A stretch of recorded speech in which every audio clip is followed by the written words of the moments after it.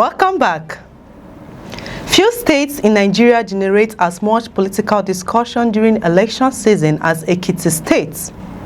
Over the years, the state has developed a reputation for highly competitive elections, intense political engagement, and a voting population that closely follows national affairs. Yet, alongside that reputation, another narrative has continued to follow Ekiti from one election cycle to another. The allegation that money plays an increasingly significant role in determining electoral outcomes, whether fair or unfair. The perception has become so widespread that whenever discussion about vote buying emerge anywhere in Nigeria, Ekiti is one of the first states mentioned. This has raised an important question that deserves serious examination. Is Ekiti truly Nigeria's vote-buying capital, or has the state simply become a symbol of a problem that exists across the country? The roots of this conversation stretch back more than a decade. During several governorship elections, reports emerged from election observers, civil society organizations, journalists, and political parties alleging that voters were being offered financial incentives in exchange for political support. While allegations of vote buying are not unique to Ekiti, the state elections often attract national attention because they are closely contested and heavily monitored. As a result, incidents that might receive little coverage elsewhere frequently become national headlines when they occur in Ekiti. This intense scrutiny has contributed significantly to the perception that the state is somehow different from the rest of the country when it comes to electoral practices. One of the most frequently cited examples occurred during the 2014 governorship election. The contest attracted national attention due to the political stakes involved and the profile of the candidates. Following the election, discussions about what many describe as stomach infrastructure dominated political debates. Supporters argued that politicians were simply responding to the immediate needs of struggling citizens, while critics maintained that poverty was being weaponized to influence voting behavior. The phrase quickly entered Nigerians' political vocabulary and became one of the most discussed concepts in the country's democratic journey. For many observers, it marked the beginning of a more open conversation about the relationship between economic hardship and electoral choices. The concerns became even more pronounced during the 2018 governorship election. Election observers reported allegations of organized vote trading, while videos and reports circulated online suggesting that cash was being exchanged for votes near polling units.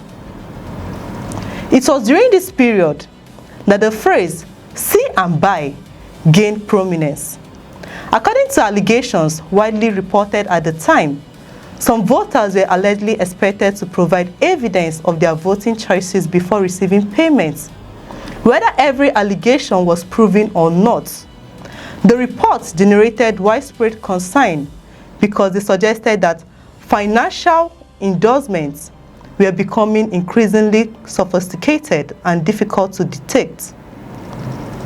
The discussions that followed extended far beyond Ekiti and raised broader questions about the future of elections across Nigeria. By the time the 2022 governorship election arrived, many Nigerians were watching closely to see whether the situation would improve, while election observers praised technological improvements and better election administration. Concerns about vote buying remained a major talking point. Reports from observer groups indicated that allegations of voter endorsements persisted despite increased public awareness and stronger monitoring efforts. For many Nigerians, this reinforced the belief that electoral reforms alone may not be sufficient to address the problem.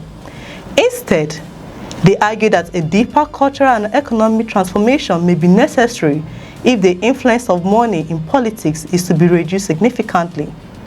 At the heart of the debate lies a difficult reality. Many communities across Nigeria continue to face economic hardship, rising living costs, unemployment, inadequate public services, and growing financial pressures have left many citizens struggling to meet their daily needs. In such circumstances, the offer of immediate cash can become extremely attractive. Political analysts often point out that vote buying does not occur in isolation. It thrives in environments where poverty and economic insecurity are widespread. This does not excuse the practice, but it helps explain why it remains such a persistent challenge despite repeated condemnation from civil society groups and electoral authorities. However, many Ekiti residents reject the suggestion that elections in their state can simply be reduced to financial transactions. They argue that voters still consider factors such as candidates' credibility, political performance, local development, party structures, and personal conviction when making decisions. They point to the fact that different political parties have won elections in the states over the years as evidence that voters are not controlled solely by money. According to this perspective, the narrative surrounding Ekiti often oversimplifies a much more complex political reality and ignores the independent choices made by many voters. The broader concern is what this allegation means for Nigerian democracy. Democracy functions best when voters are able to make choices freely based on policies, competence, and vision for the future. When money becomes a dominant factor in electoral contests, there is a risk that accountability suffers. Politicians who view elections as financial investments may become more focused on recovering expenses than delivering good governance. Likewise, citizens who exchange their vote for short-term benefits may unintentionally weaken their ability to demand better performance from elected officials later on. As Nigeria moves towards another election cycle, the debate surrounding Ekiti offers important lessons for the entire country. The issue is not simply whether vote buying occurs in one state or another. The real question is whether Nigerians are prepared to protect the integrity of their democracy by insisting that votes remain a reflection of genuine choice rather than financial influence. The future of democratic governance may depend not only on stronger laws and better election technology, but also on the willingness of citizens to recognize the long-term value of their votes. The discussion surrounding Ekiti therefore goes beyond one state, one election, or one political party. It speaks to the health of Nigerian democracy itself. Whether the allegation are exaggerated, justified, or somewhere in between, they have forced Nigerians to confront uncomfortable questions about politics, poverty, accountability, and the true meaning of democratic participation. Those questions will remain relevant long after the next election is over. Share your views in the comment section below.